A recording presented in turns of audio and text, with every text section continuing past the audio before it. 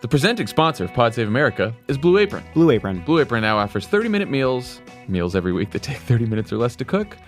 They're designed with your busy schedule in mind and made with the same flavor and farm-fresh ingredients you know and love. Get $30 off your first meal with free shipping by going to blueapron.com/crooked. Blue Apron, a better way to... All the sides are responsible for Facebook's problems except my side. cook.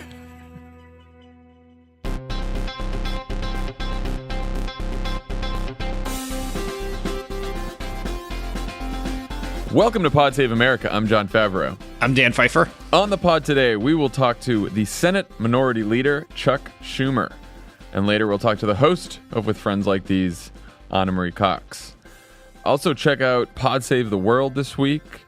Tommy talks to Dr. Karen Donfried about the German elections. Great episode. I still have tickets for the Late Show in Ann Arbor at 10 p.m. It's next Friday. And tickets to Santa Barbara in December. Also, Love It or Leave It is going on tour with Pod Save America as well. You can find tickets and everything else at crooked.com/tour. Exciting, Dan. I can't believe we're going on tour next week. I know. Can I ask you a question? What time is your usual bedtime? My usual bedtime? Yeah. I probably fall asleep around 11 or 11:30. Yeah. Mine's like a little closer to 10 or 10:30, so it's going to be a real interesting experience to do the 10 p.m. show. Yeah, it's going to be very late. I mean, Lovett goes to bed at like 2 or 3, so he'll be fine. Yeah, no, I know. I need to switch my bedtime back. So That's good, because the thing I was worried about was Lovett not having the energy for the show.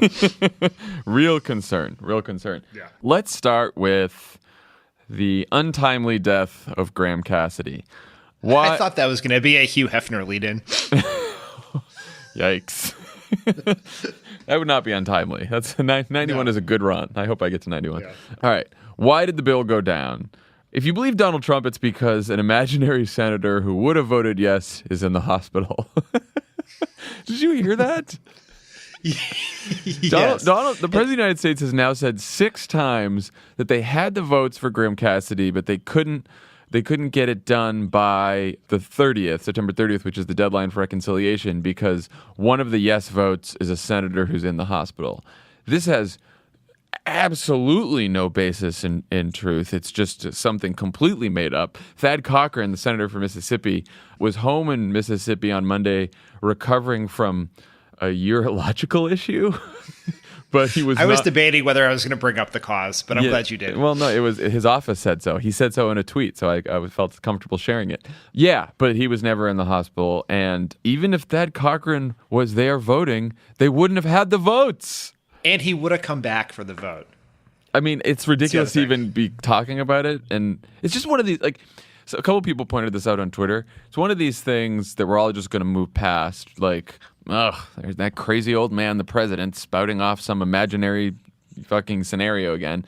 But it's pretty bad. Pretty bad that the president just lies like that. Yeah, and the thing is, it's like deeper than just he's trying to convince us of why he failed. Right. It's that he's trying to convince himself if Yeah. we all get to watch. Which, if you had a friend or an uncle or, I don't know, anyone who did that, it would be concerning behavior.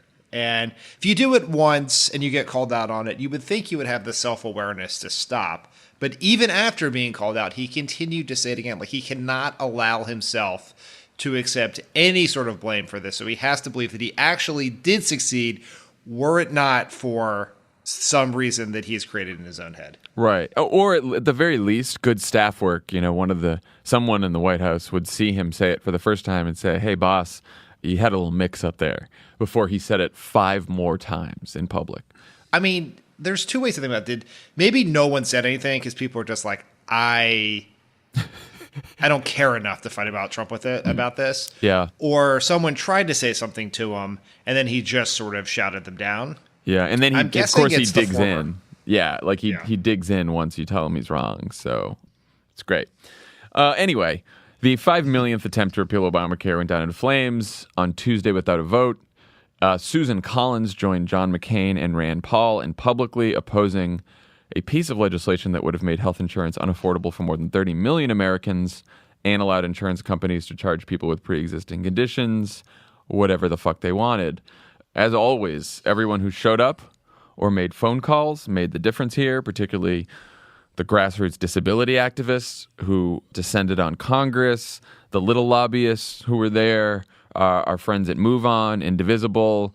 A lot of people and a lot of effort went into stopping this bill in a very short period of time, and everyone should feel pretty proud of themselves that they did.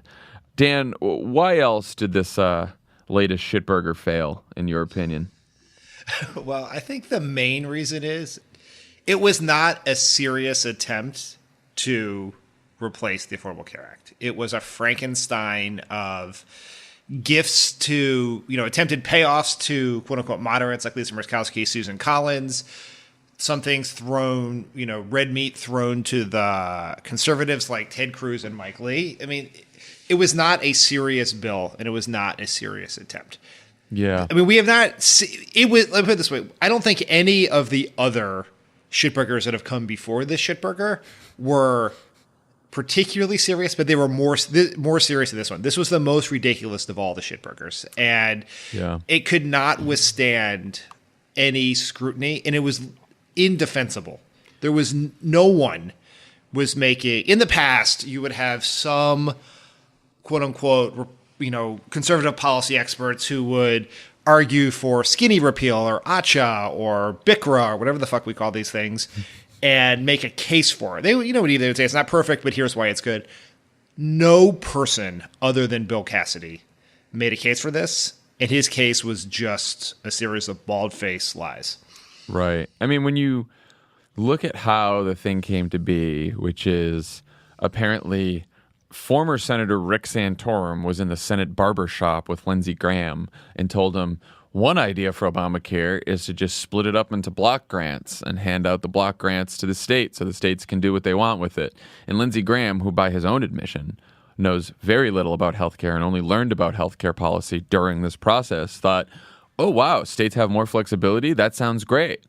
And that's like, in theory, conservatives like the idea of states having more flexibility. They're into federalism, so fine. But the second you got into the details of this plan, it was like a massive cut in funding before you even divide it up into block grants. And then they continue to run into this pre-existing condition issue, because if you get rid of the individual mandate, if you tell people they don't have to buy insurance until they're sick, you can't tell insurance companies that they have to protect people with pre-existing conditions. So none of these bills that the Republicans have put forward stop insurance companies from charging sick people whatever the hell they want.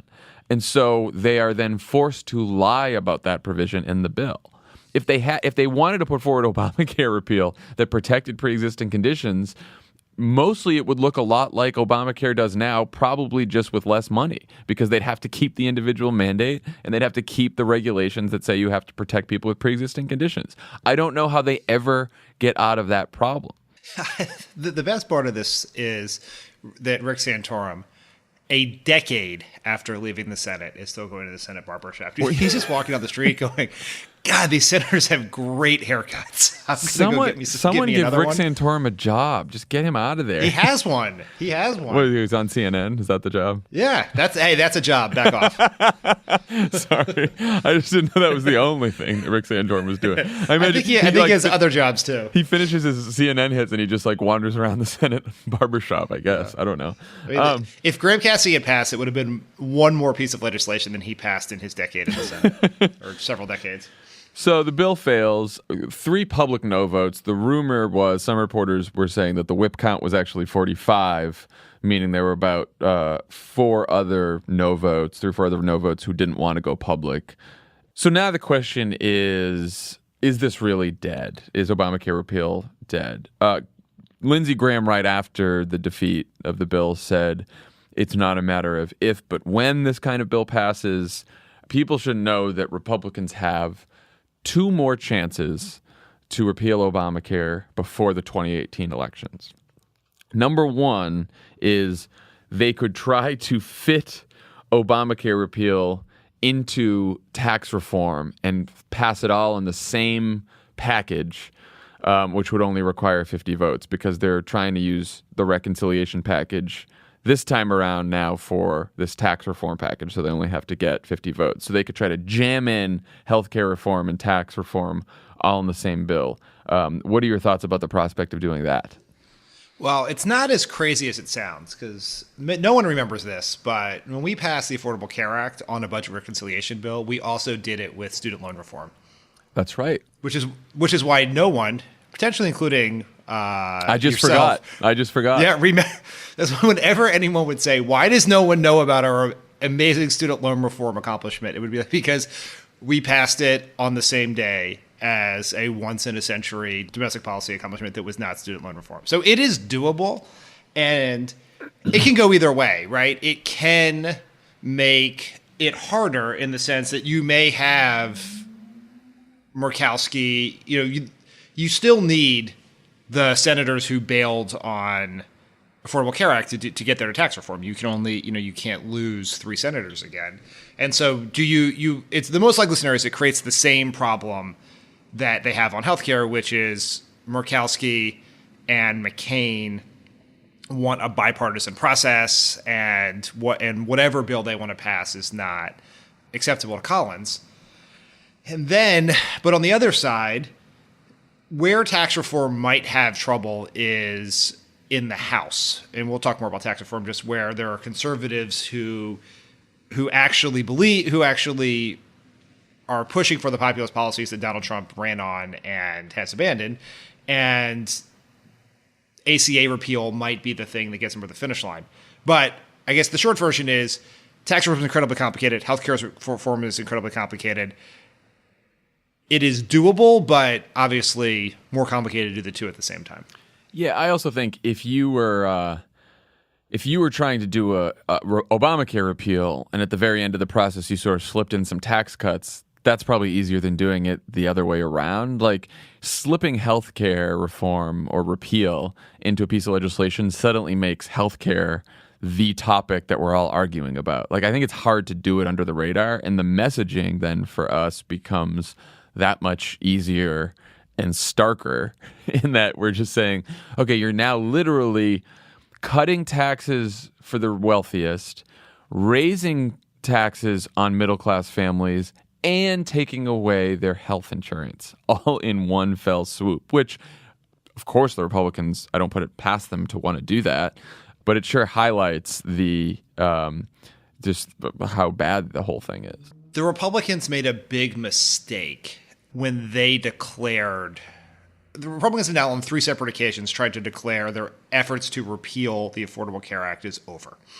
Yeah. Whether it was the Senate vote, 2 different House votes – or potential House votes. And the logic was, and it's worth remembering that after the 2012 election when we won, John Boehner told in his press conference after the election said, Obamacare is the law of the land and it's going to stay that way. And they have been trying to get this get from underneath repeal for a very long time because it's politically toxic. They have no plan, and they knew they were playing with fire when they were running on it and never coming up with a replacement plan. And it's been dogging them. It gets in the way of things. It's almost impossible to do. Expectations are out of whack because they said in 2010, give us a Republican Congress and we'll repeal the Affordable Care Act. And they didn't do it. And then it was like, well, give us we need it. We need the Senate. They got the Senate. Then they got the White House. And now they have all 3 and they can't do it. So Republicans can never... But what they can't do is declare it dead because that inflames the base. As they said, I mean, multiple Republican senators over the last couple of days have said one of the big reasons we did this is because our donors were pissed when we failed in the summer, which is maybe the most cynical thing you could say. I'm skeptical of that. You don't think the donors are really pissed about that? I think grassroots money probably took a hit for it. I think that is probably true. I don't like the lead. There's a New York Times story, I think by Jonathan Martin and Alex Burns, or either or both, that talked about this. And the lead anecdote was Cory Gardner, who's the head of the NRSC, I believe, at some sort of fancy fundraiser. I believe that there are probably the regular people who are giving $5, $10, $15 en masse to Trump who were like, F these people, I'm not giving them money if they can't do this very basic thing. Yeah. But the lobbyists and PACs, I just can't imagine that they are punishing the Republic. They're willing to risk the Republican majority over their failure to do something that they are smart enough to know is near impossible. Yeah, they're in it for the tax cuts. So the other vehicle that Republicans have to potentially do this is the 2019 budget. I'm unclear, and I think there's no good answer to this, on the timeline for when you can introduce another reconciliation vehicle for 2019 to try to do this. I would imagine that you'd have to finish the tax reform push for the 2018 budget and then introduce a 2019 budget sometime next year.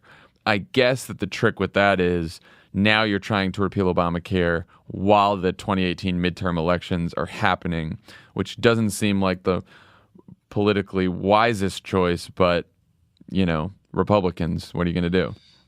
Do you know what would worry me? I think, and budget nerds don't at me on this, but I think it's after October 1, 2018 that you can do a 2019 budget resolution. Oh. And well, that seems tricky. Well, no, what I think is worrisome would be if Democrats took the House, that they would use that lame duck session and as we know from the many legislative accomplishments that we jammed into the 2010 lame duck session, right? Like Don't Ask, Don't Tell, the START Treaty, some economic stimulus work, etc. We got done because nothing clarifies the mind like losing power in a few weeks. And so that is a potential fight down the line if we take the House. It's a high-class problem if we take the House, but I think that's where you would see another danger period. I can't imagine they'd be dumb enough to do it between October 1 and November. Election Day, but after that, you can pass a shell budget on 50 votes and then do it. And some of these Republican senators will be on their way out the door. So, which could go either way. Also, because I would imagine that jamming through Obamacare repeal the month before you lose the majority on your way out the door does not satisfy the regular order and bipartisan process that John McCain and Lisa Murkowski and Susan Collins have requested. Yep. But I think that the two takes away is Republicans can never say Obamacare is dead, and Democrats can never believe it's dead. Because every time we ever get complacent about this, it comes right back.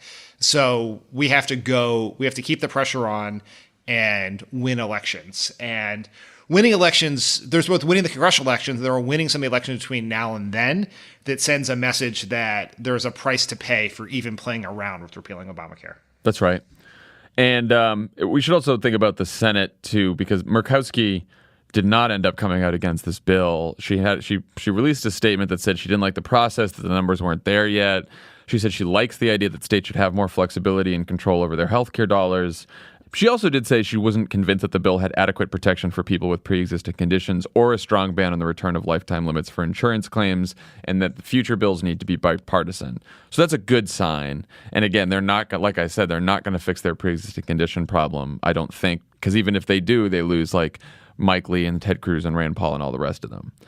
So she holds to that on pre-existing conditions, then we're in good shape. But I think you have to, for future efforts like this, we have to keep the pressure on Murkowski and some of those senators because we do not have a guaranteed 3 votes. That's right. Also, I just saw this morning Lamar Alexander, the Republican senator from Tennessee, who had been working with Patty Murray, Democrat from Washington State, on a bipartisan solution to shore up the Obamacare markets, announced that a deal may come as soon as tonight to come up with a bipartisan solution to this problem, which would be great. What do you think, John? Are you not holding your breath for this?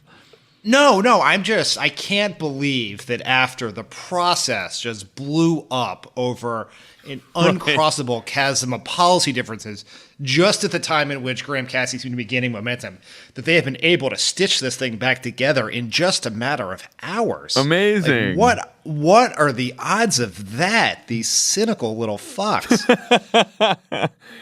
Oh, man. I mean, the bad news here is that some damage has already been done by the attempt to repeal Obamacare because, insurance companies already have to set their rates for next year, and because there was so much uncertainty about whether Obamacare would even exist next year, there will probably be premium increases for a lot of states because, Trump keeps fucking with the market. Also, he's trying to screw with open enrollment. Open enrollment is a period each year where people who don't have health insurance can go and enroll and get insurance via the Affordable Care Act by, just signing up, and you get affordable insurance. And the government, at least under Obama, the government helps people figure out how they can buy insurance. They help people sign up. They make sure that you get a good deal on your insurance. They help you navigate what is a very confusing system. And the Trump administration has sort of cut budgets, refused to do any outreach. They're trying to shrink the enrollment period. They are trying their best to not allow people to sign up for health insurance that the government, by law, is supposed to make available to them. It is disgusting. So in addition to cutting the budget that you would use to advertise and tell people, the outreach budget, so to tell people that, they also have told the regional directors, who were a key part of the outreach strategy, they could participate in no Affordable Care Act open enrollment events. And this is perhaps the most devious of all things, they're going to do scheduled site maintenance for 12 hours on the Sundays during the 6 weeks of the open enrollment period. So that, which also, as we know, happens to be some of the most important, the people enrolling in healthcare takes a little bit of time, and most people do it on the weekends because that's when they have time to do it. And so every hour matters, and huge chunks of it, they're just going to shut the website down, which, they're not even pretending. This is even like subtle sabotage. They are just trying to blow the thing up from the inside. Yeah. So if the government won't help people enroll in Obamacare, then we need an effort to make sure the rest of us do, and that we get the word out. And I think we might have more to say about that next week. I think there's some outside groups that are going to try to get the word out about open enrollment and help people enroll in Obamacare and try to pick up the slack where the government has decided to just screw everyone possible. So we'll be talking more about that. Also, before we leave healthcare, we should probably talk about Tom Price, the Health and Human Services Secretary, who is just flying around the country on private jets at our expense. Drain the swamp, Dan. Drain the swamp. Tom, do you remember in the early days of Tom Price's time on the national stage when he'd been nominated as HHS Secretary, and it came out that he had been involved in a number of fairly sketchy stock deals where he just happened to invest in companies right about the same time that Congress, via a committee he was in charge of, was about to do things to help said companies. And we made some hay about it. And a lot of Republicans, including ones we know who work on the Hill, were like, Tom Price is one of the most ethical people I've ever met. If anything, this is just a case. This is just a case of him being naive about how stocks work. Yeah. And that seemed is he also like fucking naive about how a private jet works? Yeah. Has he never experienced that? I thought this private jet was free. So fuck. I have heard nothing from those people, and Tom Price is terrible. There's no two ways about it. He is bad at his job. He has used his position to enrich himself. He has chosen a lavish lifestyle as the HHS secretary at taxpayer expense at the same time that he is claiming that we don't have the funds to help enroll people in the Affordable Care Act or do other things to help people. He's literally. terrible. He is. Yeah, we are cutting the budget to tell people, to help people sign up for health insurance, and we're going to use some of that money to fly me around on a fucking private jet. It is like, Tommy had a good idea yesterday, which is like the DNC or some outside group, maybe some PAC on the Democratic side, should start running some ads on this, because this is like Steve Bannon, fucking populist hero Steve Bannon, has got to be sitting there thinking, that is a bad move on Tom Price's part, because all this whole drain the swamp bullshit. So like people upset about elites and government officials and powerful people bilking taxpayers. Like this is going to be one of the most politically unpopular things to Trump's base even, forget about our base, that the Trump administration has done. And we should be like, this is a scandal that we should be talking about from now through 2018.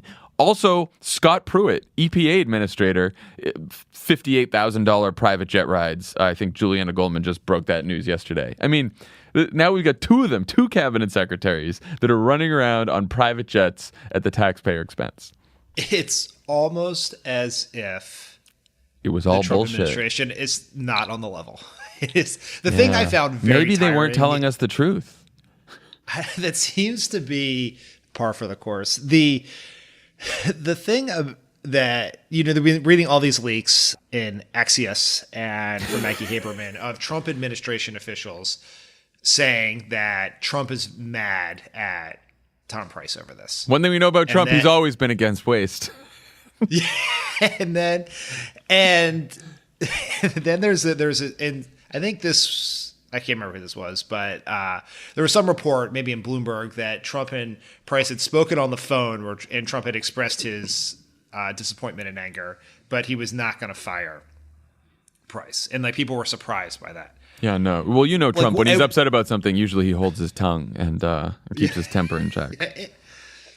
And if there's anything that would really upset Trump, it is using the government to help yourself. That's basically the whole ethos of the Trump administration. So anyway, that happened. So we should move on to the special election, or the runoff that was held in Alabama on Tuesday. Roy Moore, a former Chief Justice of the Alabama Supreme Court who was forced out of that job twice, beat the incumbent Republican senator from Alabama, Luther Strange, in a runoff election on Tuesday. Strange was appointed to fill Jeff Sessions' seat, supported heavily by Mitch McConnell, Donald Trump, and the rest of the Republican establishment, to the tune of about $10 million in ads that McConnell's PAC dumped in the race to try to save Strange. Moore, on the other hand, was supported by Steve Bannon, Nigel Farage, and a cast of lunatics. He won by about 9 points. And then, of course, Trump deleted all of his tweets in support of Luther Strange after the race was over, which is a very, very shrewd move, Donald Trump. Shrewd move. So you might be asking yourself, who is Roy Moore? I heard he was very crazy, but I don't know why.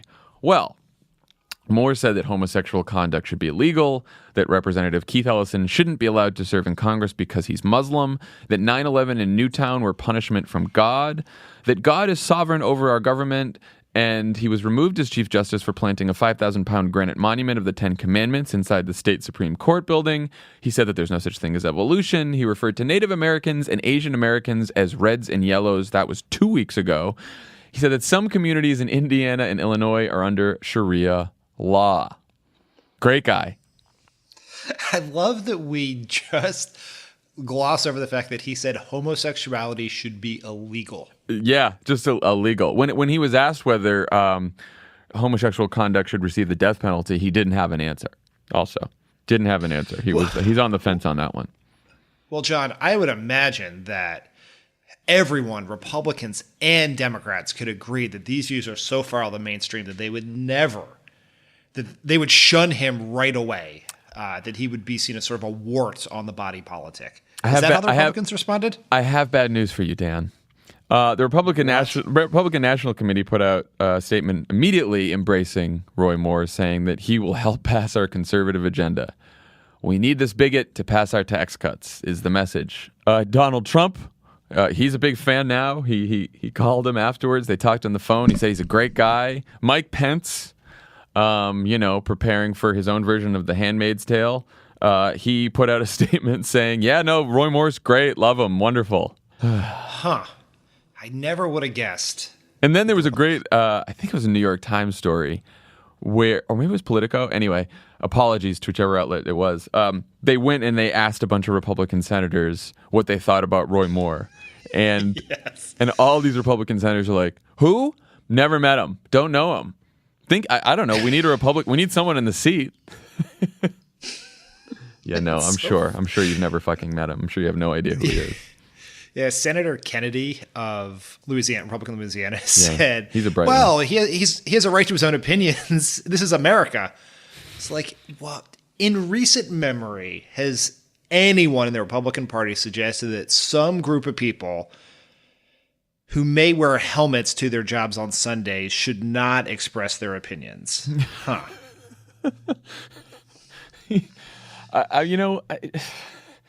It is so bad. I mean, let's talk about the race. There seems like a very good chance that Roy Moore wins in Alabama, where, Democrats routinely get 15 to 16% of the white vote in that state, and they are not known as very liberal. The Democratic candidate that's running against him is a former federal prosecutor named Doug Jones, who said people want a candidate focused on kitchen table issues. People are tired of being embarrassed in this state, which is really not a bad slogan for Doug Jones to run against Roy Moore.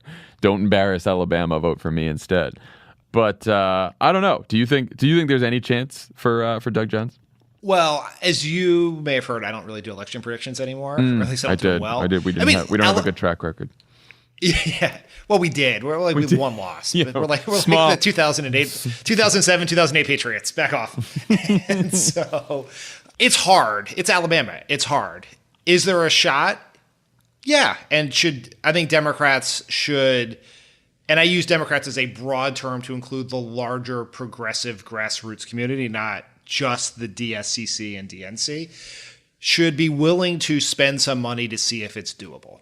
And don't walk away. Don't just decide this is Alabama. We have no shot. We're not even going to try. And then a month out, a poll comes back and Doug Jones is only down 4, and now it's too late. So I think you can leave no money on the table here. And so I think it's worth. We should do not walk away now. Give it a shot and see if it can be done. Have expectations in the right place. It's Alabama. It's been a long time since we've had a Democratic senator there. See, let's not just write it off right away like we did with Montana and Kansas. Yeah. House special elections earlier this year.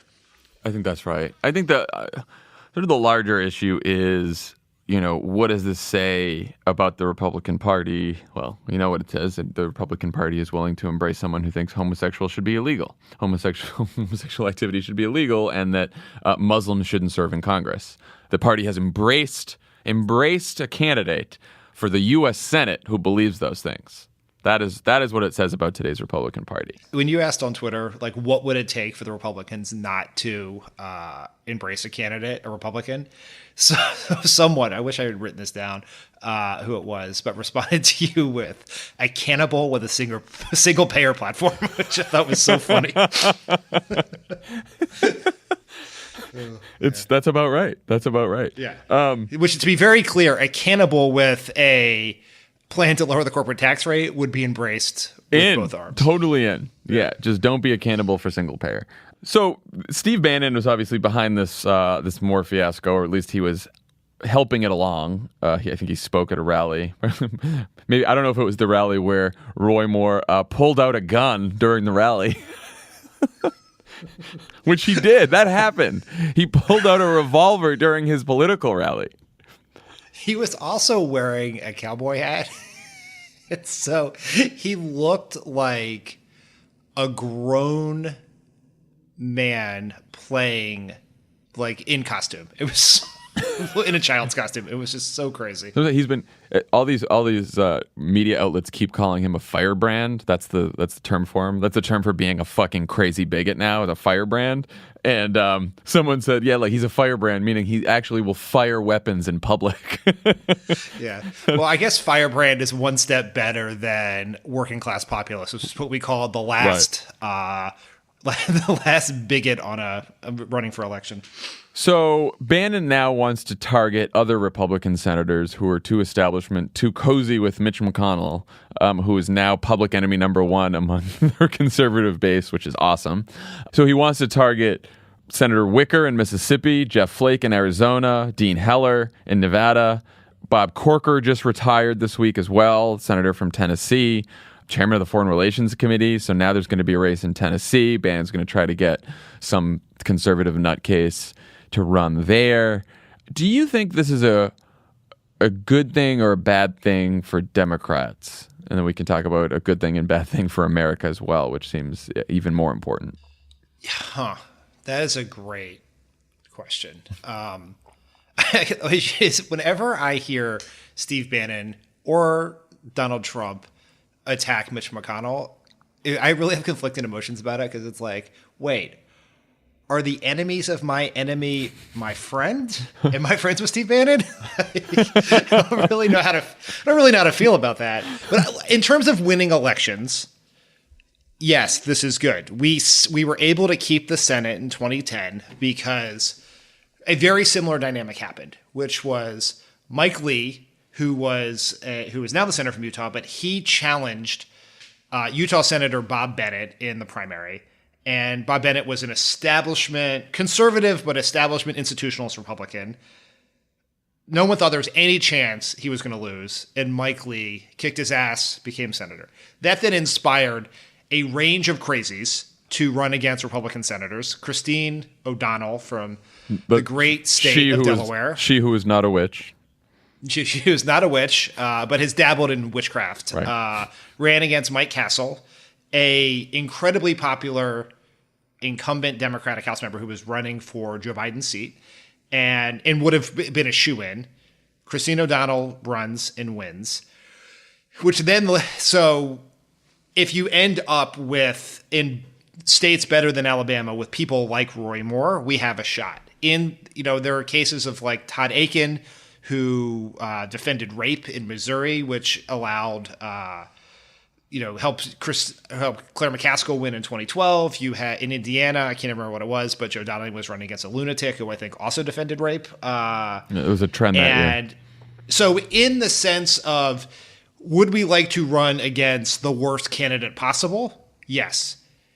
That is good. Where it is bad is if these people win, which is what happened in the House in 2010, and you now have a Congress that is ungovernable because you have a bunch of Roy Moores who blow things up for sport. Yeah. I mean, I also worry about, there was if only we get Donald Trump in 2016, things will be easy. And it'll be so much harder if we have a more moderate candidate like a Jeb Bush or a Marco Rubio.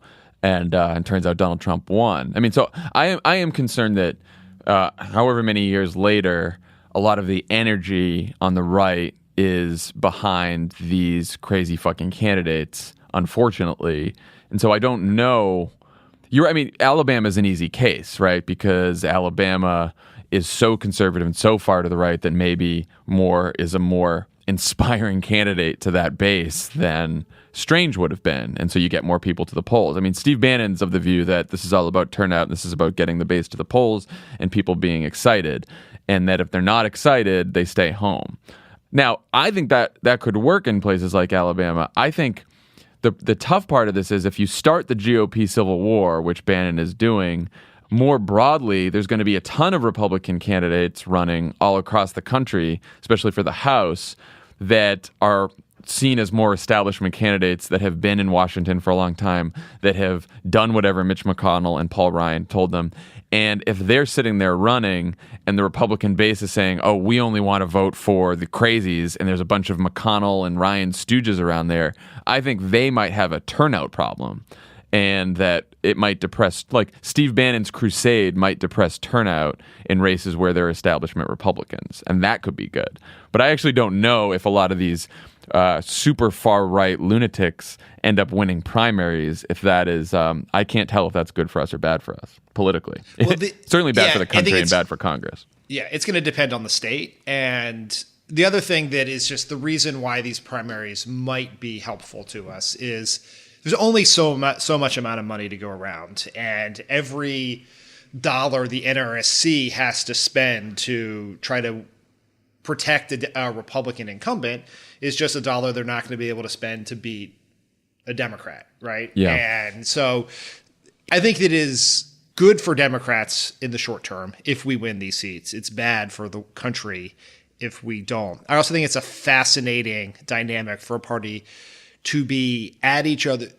Not that the Democrats are the picture of unity right now, far from it, but we are much more unified and coherent than the party in power, which is just, that is the opposite of how it should go. Republicans won everything, all up and down the ballot. They control every lever in power in Washington, and they're trying to destroy each other. I mean, you have the president's former chief strategist, a month removed from the White House, running an aggressive campaign against the Senate Majority Leader, whom Donald Trump depends on to pass his agenda. It's a pretty crazy thing to be in this situation this early in the Trump presidency. Yeah. The other interesting thing is Roy Moore said that if he was in the Senate, he would have voted against Graham-Cassidy because it's socialized medicine. So you're going to get a bunch of purists in there and causing trouble, like Rand Paul has caused trouble on the right for McConnell, or Ted Cruz and Mike Lee. And that actually could make it harder for McConnell to do things like repeal Obamacare. So that could be a silver lining of this as well. But again, I don't want Roy Moore in the fucking U.S. Senate. That guy's a maniac. No, it's embarrassing. But Donald Trump is president, so everything's embarrassing. Everything's embarrassing. One other thing on this, Steve Bannon's going to take all the credit for this, but the person most responsible for Roy Moore winning is Donald Trump. Yeah. Because even though he endorsed Luther Strange and sent a number of awkward tweets about how great, quote unquote, Big Luther was, he was spending most of his time attacking the Republican Senate majority and attacking McConnell. And so he was actually making a case against the establishment candidate 80% of the time and making a case for the establishment candidate 20% of the time. And so he has created this situation where he has turned his voters against the establishment. And I think it's an interesting dynamic to look at both for 18 is Trump was, at least in this case, unable to get his voters to vote for the establishment candidate, and which shows some limits to his power. And open question as to if some of these primaries happen and the establishment candidate wins, are his voters who have been told by Steve Bannon and by Donald Trump himself that Jeff Flake is terrible, Dean Heller's terrible, are those voters going to be willing in 2018 to turn out to elect an establishment, to elect a Republican who's a member of the establishment that Donald Trump says is terrible? I agree with that. Trumpism is more powerful than Trump, is what we learned. So let's talk about tax reform. For fun here, let's start with globalist Goldman Gary Cohn's interview on ABC this morning with George Stephanopoulos. He's standing in front of the White House, Gary Cohn, and he tells Stephanopoulos this is a plan that solves for the middle class. First of all, solves for the middle class is a sort of phrase. The word solves for is a phrase that you'd only hear in fucking Goldman Sachs. A plan that solves for the middle class and doesn't cut taxes on the rich. So then Stephanopoulos says, well, now that's obviously bullshit when you look at the numbers. So Stephanopoulos says, well, can you guarantee that middle class families won't pay more?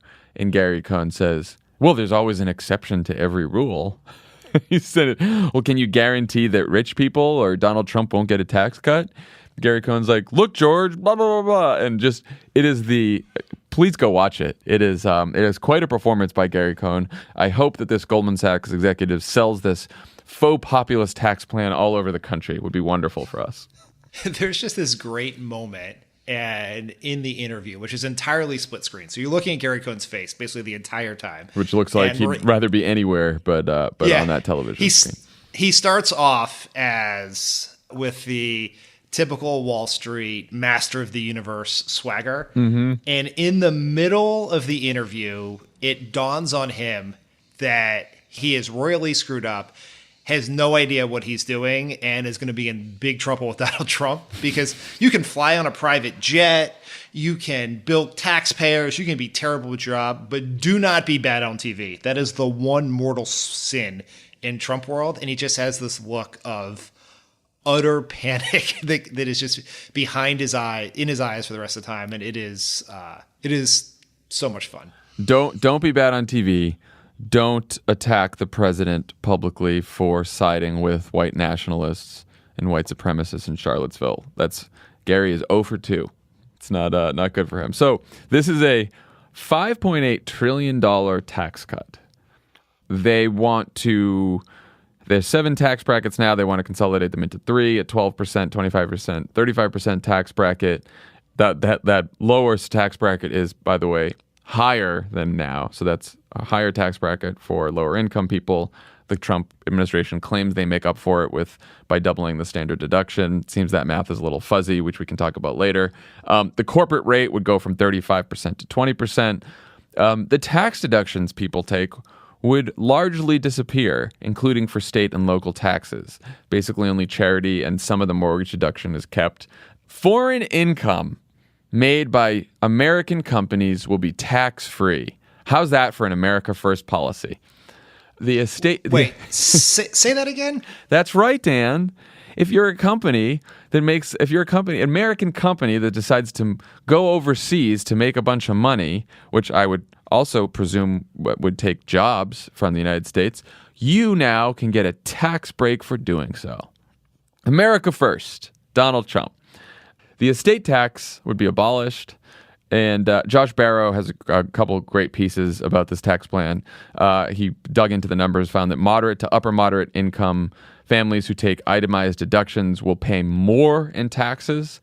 So basically, this is a tax increase for many ordinary families to pay for a tax cut for the rich. That is a true statement. And that, to me, is the political problem for the Republicans and the Trump administration with this plan. It doesn't mean they won't pass it. It doesn't mean they won't have the votes to pass it, but it is certainly a messaging challenge. It is a messaging challenge. As we say in the business. Yes. It is also substantively absolutely shitty. It is. I mean, I think a couple of things are interesting about this. One is they are much like Graham-Cassidy, they are trying to sell this on a big lie, with both Trump and Gary Cohn saying that the wealthy would not get a tax break. That is simply and obviously not true. They would get a huge tax break. And this is a very important point that George Stephanopoulos nailed Gary Cohn on, who apparently did zero prep for this interview. Because there were two questions that have happened in every interview about the release of every single tax plan by every Republican since the beginning of time. Will the middle class get a tax increase, and will the wealthy benefit? And if you're not going to prep for those questions, don't even ask where the interview is taking place. But Trump has himself on multiple occasions, both in his tax reform event speech on Wednesday in Indiana, and then I think on Twitter, has said that he would not get a tax break from this. Now, we don't know that for sure in the sense that he doesn't release his tax returns, yes. But we know that for sure. Very long audit. One of the longest, most complicated audits in history. Donald Trump's taxes. Somehow we can't seem to get them, although Bob Mueller might try. Yeah, no, I mean, Josh Barro made the point that at least in the Bush administration, when they tried to sell their tax cut, they basically said this is a tax cut for everyone, and it was a tax cut that was enormously tilted towards the wealthy, that they didn't pay for, that we've been paying for years. And, we all think it was awful on the Democratic side. But they got to go out there and be honest in using the statement, everyone gets a tax cut. These guys are, like you said, starting this whole thing on a lie, which is that's solving for the middle class, and then the rich people don't get a tax cut, when that is provably untrue. Because once again, they don't give a fuck about the truth. they think they're going to lie to you and get away with it because they have many times before. I mean, that is the silver lining in the Graham-Cassidy fact is they tried to lie and it didn't work. Thanks in most part to Jimmy Kimmel using his platform. Yeah, they were able to convince people of the actual truth. And it didn't be, and to the media's credit, I will say, it was not treated as a he said, she said. Jimmy Kimmel says pre-existing conditions are not covered. Bill Cassidy says they are. It was treated, it was the media did a good job of saying, this is the truth. And what Bill Cassidy is saying is not the truth. And in the early, both in the Stephanopoulos interview with Gary Cohn, but then also the coverage of the rollout of the tax reform plan, the media has done a good job in the outset here of saying that is not true. The other thing is I have this vague recollection of a lanky, sad-eyed P90X doing gentleman from Wisconsin believing that our deficits were out of control and we were hurtling towards a Greek-like crisis. $5.8 trillion tax cut he now proposes. Paul Ryan. How are they paying for this? Are there commiserate tax increases and cuts to the federal budget? Yes. Well, they have paid for some of it. I think all but maybe $2 or $3 trillion with tax increases, moderate to upper moderate income families by taking away people's deductions, particularly state and local deductions. That is how they're going to pay for some of this. The rest, just add it to the deficit. Add it to the debt. Trillion with a T? T, yeah, that's a big number. Okay. We have no money. We have no money for your health care, though. Medicaid is out of control. We must cut Medicaid. It's out of control. It is a weird world to live in. Like, I just don't understand the Republican passion for this issue. And like, I understand why rich people want tax cuts. That makes complete sense to me.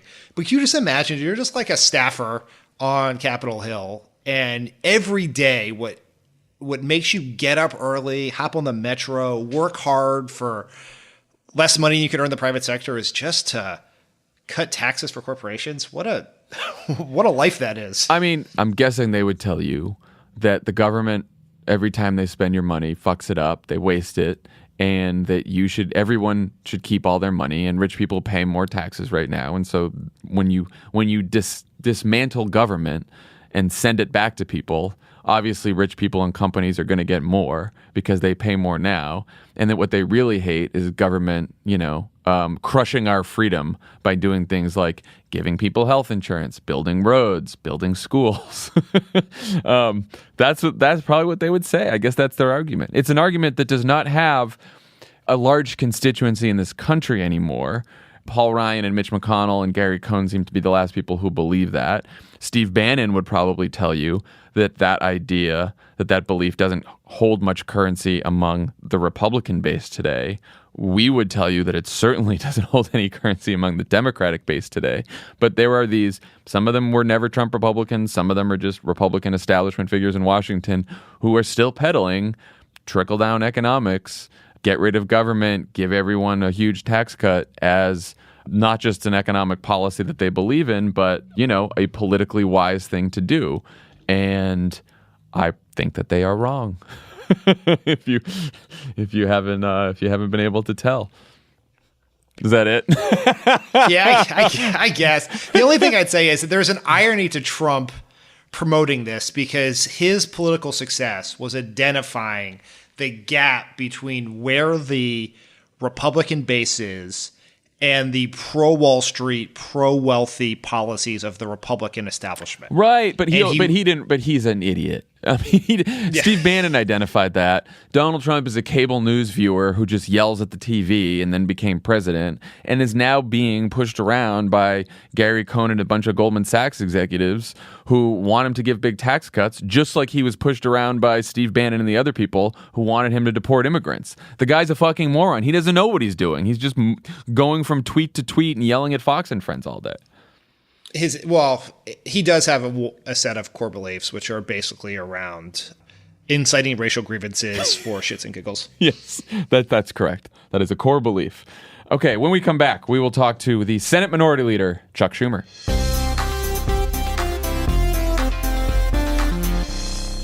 Pod Save America is brought to you by Harry's. Oh. Harry's is all about a great shave at a fair price, which is why over 3 million guys have switched to Harry's. Harry's is so confident you're going to love their blades, they'll give you their trial shave set for free.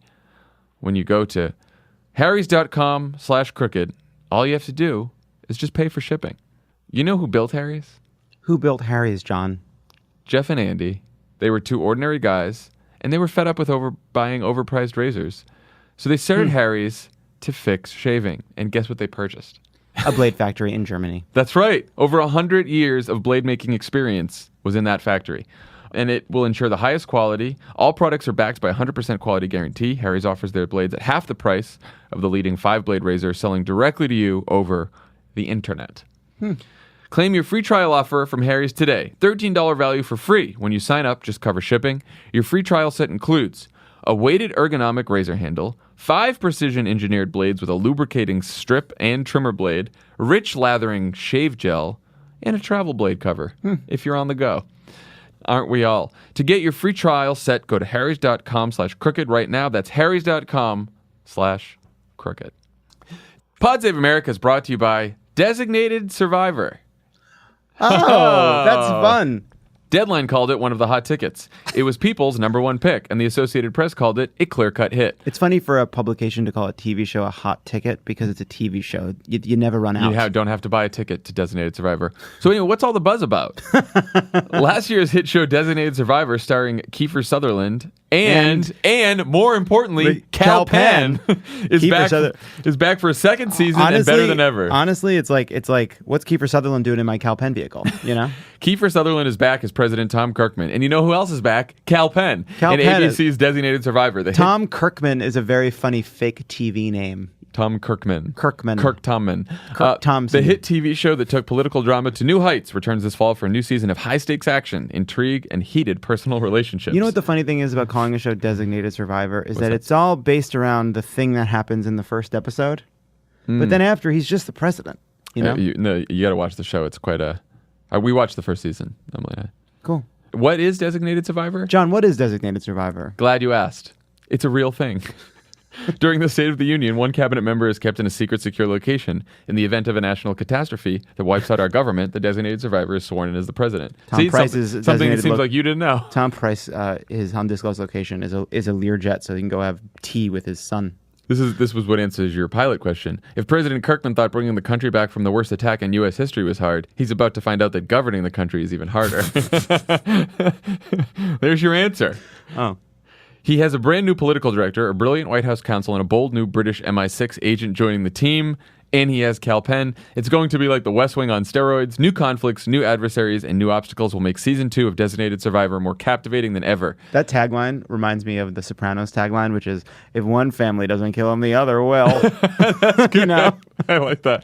Designated Survivor with new episodes, Wednesday at 10/9 Central on ABC. 9 Central. We are very lucky to welcome back to the program the Senate Minority Leader, Chuck Schumer. Senator Schumer, how are you? Great to be on.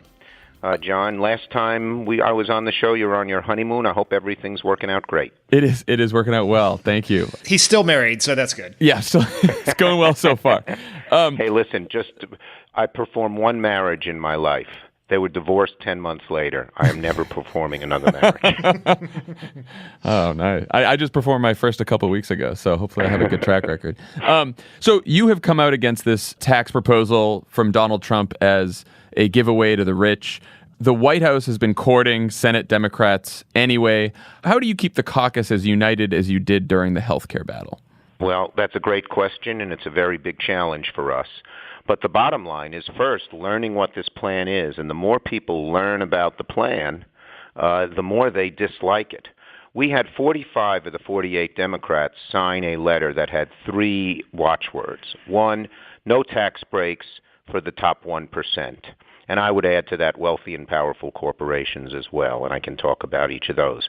Second, we don't want to increase deficit spending. And third, we want them to do it in a bipartisan way. In other words, not reconciliation, how they tried to jam health care through, but do it with us. They are violating all 3 on the first day. This is a tax plan aimed at the wealthiest people. It's almost a parody. It's hard to believe after saying Donald Trump's not telling the truth about his plan. Neither is Gary Cohn. Neither is Steve Mnuchin.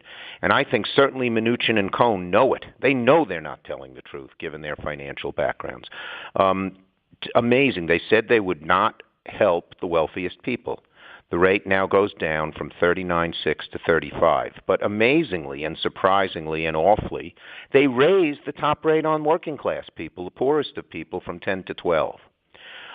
They have these pass-throughs for wealthy corporations, big hedge funds, fancy law firms, where people will pay no corporate tax and only 20%. It's a disgrace. And listen to this one. The more kids you have, the more taxes you pay if you're a middle-class family. Because while they are doubling the standard deduction, that's $12,500, they're eliminating the individual deduction, and that is $4,000 a person. So if you're a family of 3, you break even. And if you're a family of four, you pay more taxes. Middle-class families, even in just about any state who have a lot of kids, let me tell you, this is an anti-Mormon bill. It's an anti-Orthodox Jewish bill in the sense that these people have lots of kids, and they're losing those deductions. Second, deficit reduction. It's estimated that this goes $5 to $7 trillion. And we know what they'll do. $5 to $7 trillion in deficit reduction. When Bush did his tax cut in 2001 and 2003, within a year they said, oh, gee, the deficit is so bad, we're going to have to cut entitlements. We're going to have to cut Social Security, the safety net, Medicare, Medicaid, and they tried to do it. That was one of my first ventures with Harry Reid, and we stopped them. That's what's going to happen. In fact, by the rules of the House and Senate, they could actually invoke sequestration, which would be automatic cuts in some of those entitlements.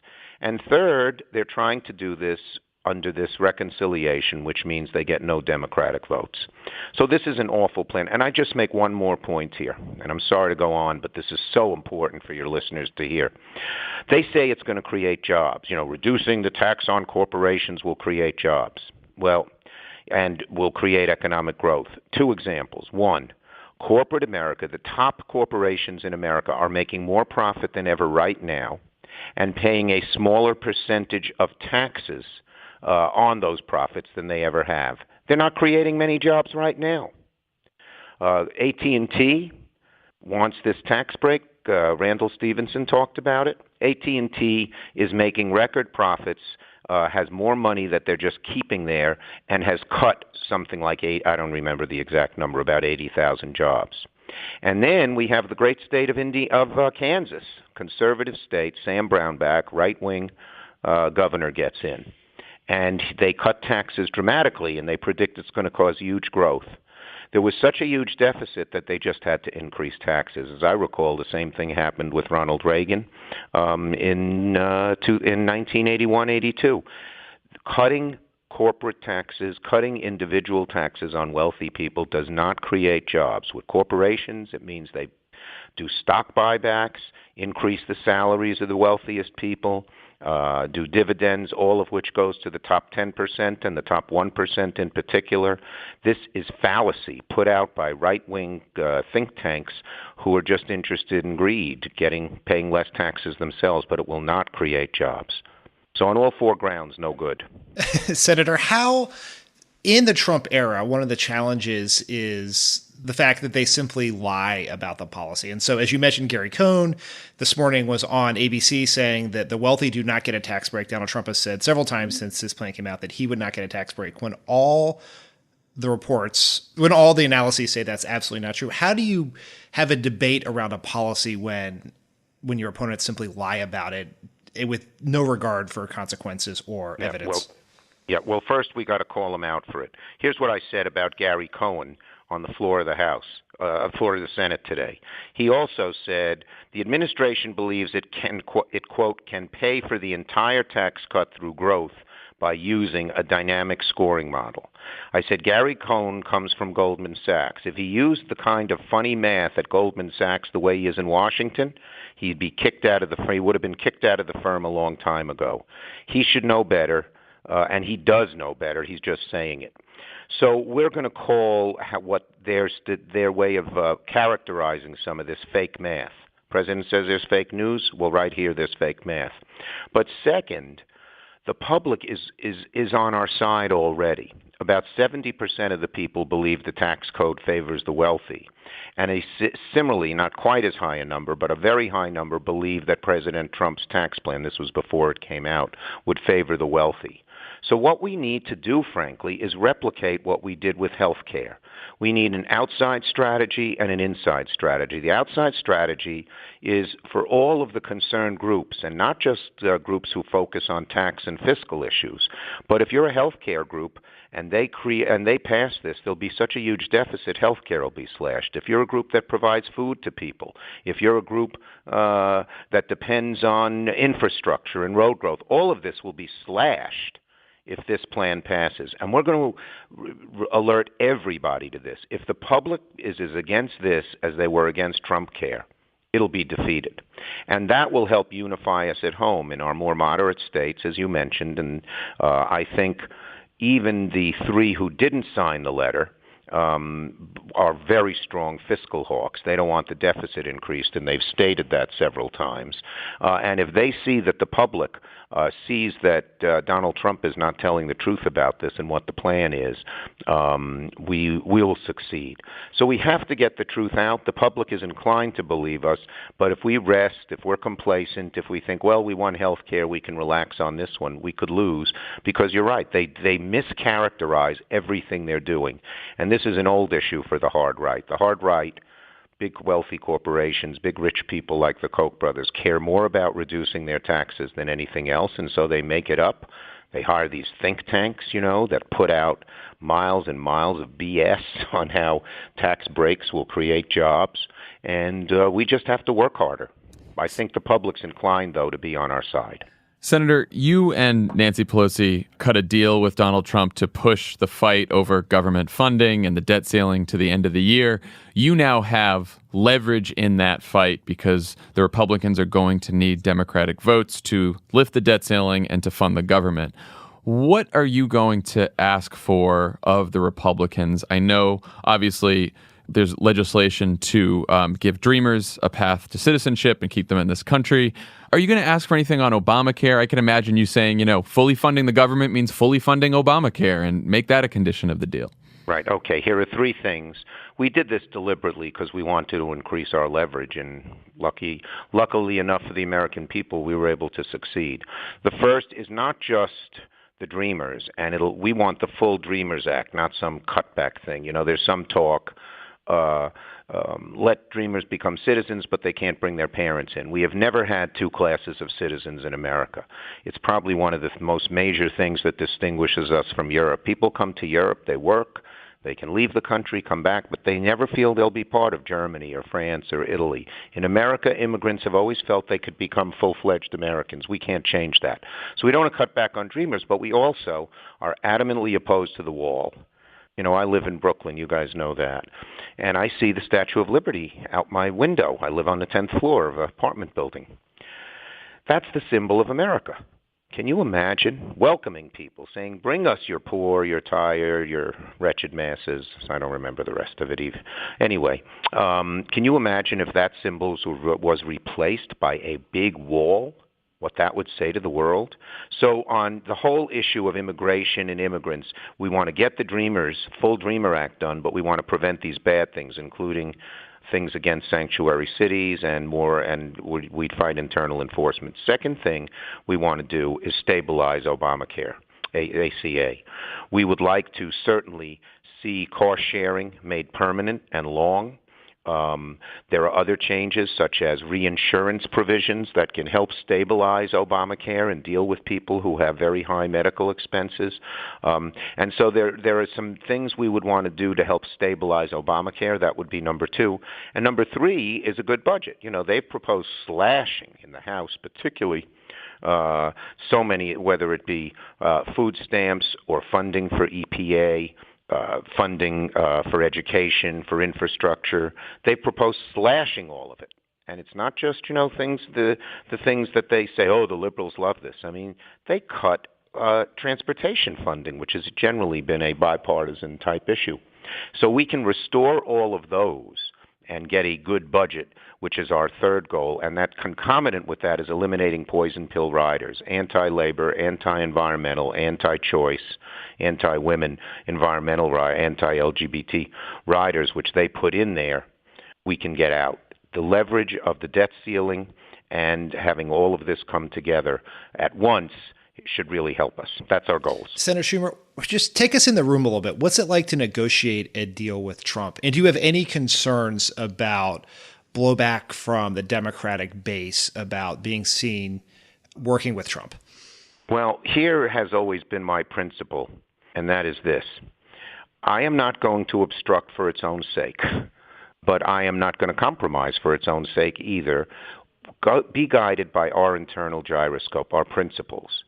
So if he, for instance, comes round to our view on Dreamers, which Nancy and I were able to persuade him of in that meeting, fine, we'll work with him. He says he needs border security. Well, we're not against border security. We're totally against a wall. We're against all kinds of very invasive type things and internal enforcement. But, if it's more drones or better roads along the border, that probably would be worth it in terms of getting a full Dreamer Act. So that's what we do. And we have been, generally, there has been almost huge acceptance of both our deals because we've stuck to our principles. How'd you get him to like you? I heard he's a big fan. I heard he thinks you're more fun to talk to than Mitch.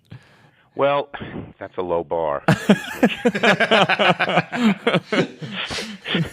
Not that I say anything bad about Mitch, but he's a little quieter than me, shall we say. Right. But in any case, I'm a New Yorker, and I talk right at him. And I tell him where I think he's wrong. Here's how I opened up our meeting the second time. I said, Mr. President, he invited us to come to the White House. President invites, you got to go. So I said, Mr. President, there's huge distrust among our caucuses, meaning Nancy and me, our party, and our constituents and our people because of kinds of things you've done, like the Muslim ban, like doing health care in a partisan way, like what happened at Charlottesville. And for us to get some trust back with our constituents, you've got to do some things. And for you to get any trust with all but your base, you need to do some things. And we proposed Dreamers. And the other thing we actually proposed was stabilizing health care, which we talked about in a minute. On the health care one, he didn't bite. So we're going to have to fight for that in the December budget. But on Dreamers, he seemed genuinely, he said, he understood that they didn't come in through any fault of their own, that they're good Americans, good kids.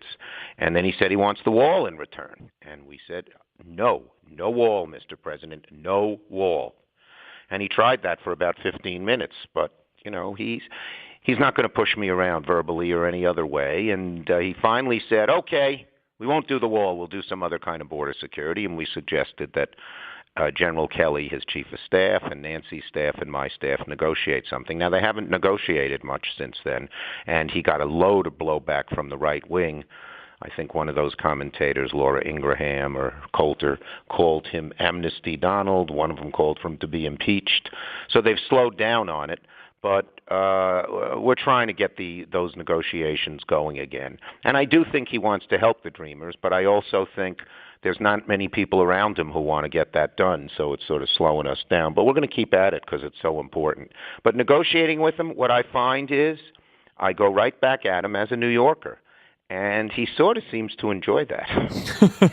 Well, we hope you continue these tough negotiations and get a good deal at the end of the year. And thank you so much for coming back on the program. We'll have to have you on again after the next deal-making session. Well, thank you, and thanks for the good job you do. It is my daughters who turned me on to your show, and they are 28 and 31. Oh. So you got a great audience there, not a bunch of old bats like me. Well, we'll tell your daughters thank you so much for listening. We appreciate it. All right, take care. Take care. Bye-bye. Thank you, Senator.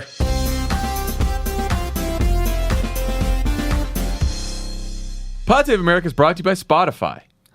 All the crooked shows are on Spotify. You got Pod Save the People. You got Love It or Leave It. You got Pod Save America. You got Pod Save the World. You got With Friends Like These. I did them all like that. How's that? It's great. You can just read them. They're on the wall behind us. But I didn't have to do that. So I know what you're thinking. Wait, Spotify has podcasts? Is that what you were thinking? Well, maybe you're listening to this on Spotify, in which case this ad is redundant. Yes, Spotify is your place for all things music, and it now has the world's most popular podcasts, including ours. Which is... I mean, look, let's just face facts here. I mean, I don't, maybe it's braggadocious to say a fact like Pod Save America is one of the most popular podcasts in the country. Often the most popular podcast in the country. That's just something that happens. To stream Pod Save America on Spotify, open the app, tap browse, and look for us in the podcast section. Follow us on all your favorites to get new episodes dropped into your library as soon as they drop. Sometimes Love It or Leave It on the weekend is the most popular podcast. For more, head to spotify.com/podcast. People want to cut loose. Let their hair down. Pride cometh before the fall. Pride cometh before the fall, John. We're using Spotify for podcasts. Pod Save America is brought to you by the Cash App. You know what's funny? Everybody yells at me for not just repeating it, so I tried not doing it. I figured you were going to do something. No. The Cash App. Download the Cash App.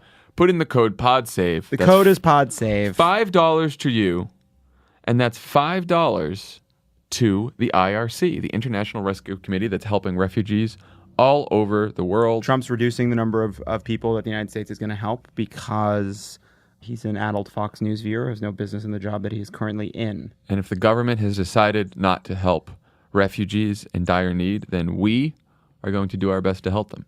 And we can start by downloading the Cash App. You download the Cash App, put in the code $5 to you. Maybe the $5 to you also goes to the RSC. Maybe you make clear. a donation. Yeah, let's be clear. Downloading the Cash App, the $5 to you, the $5 to IRC, it's a nice and good thing to do. But, Also donate anyway. do other things. And also just, the Cash App is great. We're just switching to the Cash App. We're All my friends have switched to the Cash App. By the way, guys, I'm going to tell you something. There was a moment earlier in this week where somebody at the office suggested paying somebody else back in the office with one of the other apps. And when I say that there was shrieking. Was I not here? I don't know where you were. Who knows where you were sometimes. I would have tipped over a desk. I would have gone. He would have gone berserk. He would have lost his cool. He lost his cool. Anyway, just download the Cash App. We're using the Cash App now. Pod Save America is brought to you by Postmates. Postmates. Get everything delivered and never leave your house. Postmates. Download the Postmates app if you haven't already. That's $100 in free delivery credit. Use that within 2 weeks. You're doing well. You're getting all kinds of things delivered. Mostly food, great. some other stuff too. You've heard this before. Postmates is the one we're using for delivering the food now. We're using the Cash App and we're using Postmates. Those are the ones that we use. That's the ones that you should use. We like Postmates. We like Postmates. That's all we can say. Postmates. On the pod today, the host of With Friends Like These, Ana Marie Cox. Welcome, Ana. Hello. Hello. It is good to be here. Who will you be speaking with for this week's episode? It is the live show that I did with Michael Steele, former RNC chairman, and the best lieutenant governor Maryland has ever had. Wow. At least of the one who is both black and Republican. Definitely the best. And he was awesome. He was a real crowd pleaser. He's a very funny guy. Where was the show? Where did you record this?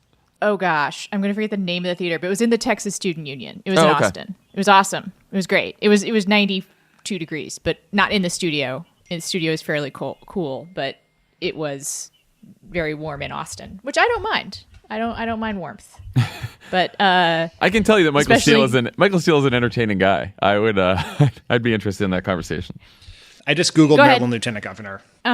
And there have only been 9, so he's in the running. Although Kathleen Kennedy Townsend might have something to say about it. He's definitely in the top 10. That's for sure. He's definitely in the top 10. It was really fun. I mean, we talked about the Kaepernick protests. We talked about racial resentment and economic anxiety. And I guess I'll preview just a bit, which is that he came a little, came down harder on the economic anxiety argument than I would have expected. Yeah. He's still a Republican, basically. I mean, yeah, that he still is. He hasn't, and he says, he hasn't torn up his voter registration yet. He's not there yet. So we talk about that. Right. I think it was awesome. It was great. Excellent. I'm getting better at selling the show. That was a great pitch. I'm going to listen. Thank you. So I wanted to talk to you guys about something that I noticed this morning. I didn't see the statement yesterday, but Trump attacked Facebook yesterday. It said, Facebook has always been anti-Trump. And then, they colluded with the New York Times and Washington Post and everyone else against him. I don't think he knows what the word collusion means. It just keeps using it in the wrong way. So anyway, Trump does, sends this tweet out. And then later in the day, we get a statement from Mark Zuckerberg that he posts on Facebook. And it starts, "Every day I work to bring people together and build a community for everyone. We hope to give all people a voice and create a platform for all ideas." Fine, nice, lovely, great. Then Zuckerberg goes on to say, "Trump says Facebook is against him.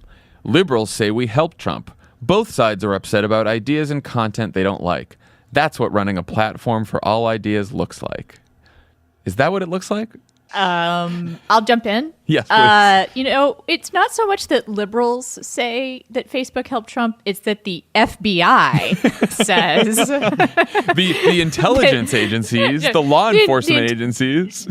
Yeah, they say they abetted Russian trolls. That's what the situation is. Like, it's not like liberals running around saying anything, except, pointing to intelligence agency reports. So there's that. I mean, obviously, like, he's running. This is like the worst example of, kind of whataboutisms, both sides ism that I've heard in quite a while. It drives me. It's like a very Silicon Valley ethos, which is if you talk to a lot of people there, a lot of people in tech companies sometimes, or at least a lot of leaders of tech companies there's a lot of, what I think about politics? I think there's just silly partisanship on both sides. And if we could only get rid of that and, disrupt politics and government with technology, all the problems would be solved.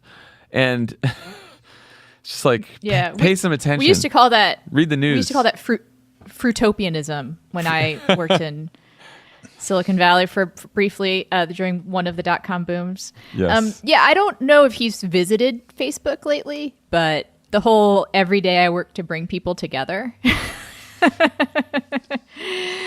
don't know. I mean, that's not my Facebook feed. I don't know about you guys. But no. And look, I get he believes that this is, the most important thing about Facebook is to keep it as a platform that anyone can use, that it's a free expression of ideas, that they don't want to censor things, blah, blah, blah, blah, blah. Yeah, that is separate and apart from a foreign adversary using the platform to disrupt an election. It's like liberals, both sides are upset about ideas and content they don't like. Liberals aren't out there complaining that Republicans are posting, please embrace Donald Trump's fucking tax plan to lower the marginal rate. No one's upset about that. We're upset that there's posts about how John Podesta is running a child porn ring. That's the content we're upset about.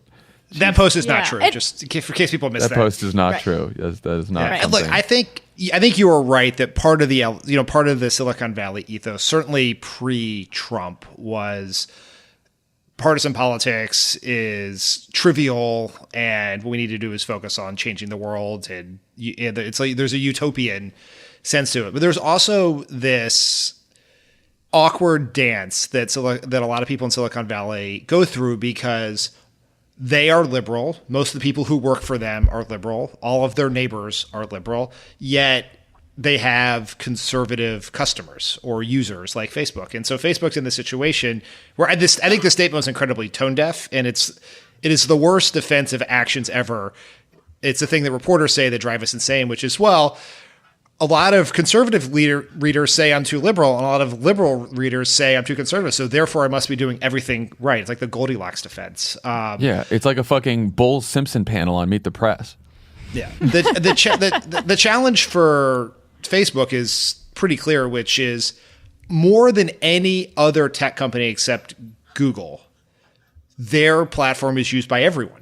And right. So it is not, they do not, a lot of these companies, whether it's like Uber or others, have are used more in cities that are, if you were to poll their users, it would be more liberal than conservative because it'd be younger who are more liberal than conservative. Facebook, everyone's on Facebook. All these Trump people are on Facebook. The 40-some% of the company, the 38% of the country that loves Trump, they're all on Facebook. And they haven't figured out how to wrestle with that in a way. They're just not deft enough to handle that because it is an incredibly complicated political messaging challenge, and they're not up to that. Dan, it's love it. Two things. I just came in here with both dogs, and they're going bananas. Specifically, Leo is the one you can hear, and then also there is fake news that Leo is the fucking barker. There you when go. Pundit again. is the barker. There you go. Not taking responsibility. The entire company. You won't take every employee of this company responsibility. will tell you exactly what's going on. You oh ask my them. goodness, my Can goodness. You this guys is why take this to a staff meeting. Your lack of this is the problem. You're not relatable in these moments. You go off. Meanwhile, people don't care about which dog did what. See, Leo barked, Pundit barked, but the bottom line is dogs are barking, and we just need to change things. You all know what's going on. On the matter, you can tell. On the matter of Facebook, I also think that's something that, Love it. What's your opinion on what? on Facebook? I mean, out of Because control. we wanted to know. That's why we asked you. Wait, someone asked him? Is that right? That hurt. All I was gonna say is, I don't care. All I was gonna say is that there's like kind of like there's this strain of Silicon Valley that's sort of cosmopolitan conservative in that they really don't have a political home. Like they're pro-gay, they're in a kind of liberal epicenter, but they're like if there was a world in which you could believe in libertarian like anti-government policies and be pro-gay, and if there was like a big American party that was a home for that kind of thinking, I think there'd be a lot of these kind of whatever Rockefeller, Silicon Valley conservatives, but they don't. So they're ostensibly liberals, but then they, that's it. I think that's right. I think they also they are more scared of the right and Republicans yelling at them for being liberal than they are about the left yelling at them. I just think I think that they probably get more complaints. I mean, remember like the trending topics issue with Facebook, and they invited like all these Republican strategists and consultants to Facebook to tell them like how wrong they were, Like Tucker Carlson and Glenn Beck. Right. Yeah, exactly. I also want to say I think another problem that Silicon Valley has in terms of how they view their role is that they don't view their role. Like they think of their platforms as public utilities, as these impartial areas, of towns that are like town squares where anyone can say anything, and their duty is to just make sure that there's some kind of level playing field and everyone has equal access. But that's a lie. These are not public utilities, and also not everyone has equal access. And also the way these forums are constructed, privileges some voices over others. And the way that these, they're policed privileges some voices over others. Twitter and Facebook have abuse problems that they are sort of systematically unable to really address. Yeah. And it's definitely not by making longer tweets. And we should throw Twitter in there too, because Twitter has, the same kind of abuse, different kind of abuse problems, but they're serious abuse problems as well. I think you're exactly right, and I understand that. Look, they like to think of themselves as platforms only. The truth is, they are media companies, and media companies have certain responsibilities. I get their challenge, which is that it is a slippery slope and it is very hard to curate and edit without going into, we're going to police free speech. But they have to figure out a way to do it. The answer is not to yell at liberals. No. And I also want to point out that one thing that's maybe to me the most terrifying part of this conspiracy is that, they didn't make us racist and divisive, right? They just weaponized existing sentiments. And, they are the ones that shouted fire in a crowded theater, but we're the ones that overpacked the theater and didn't build any fire exits. And so it's right. To say, and they would say that, and they're right about that too. I think that's mostly right, but I think it's a little bit also, you pull the trigger on the gun, but the trigger pulls your finger too. It is true that Twitter and Facebook exposes a lot of animus and hatred and racism that was there underneath the surface.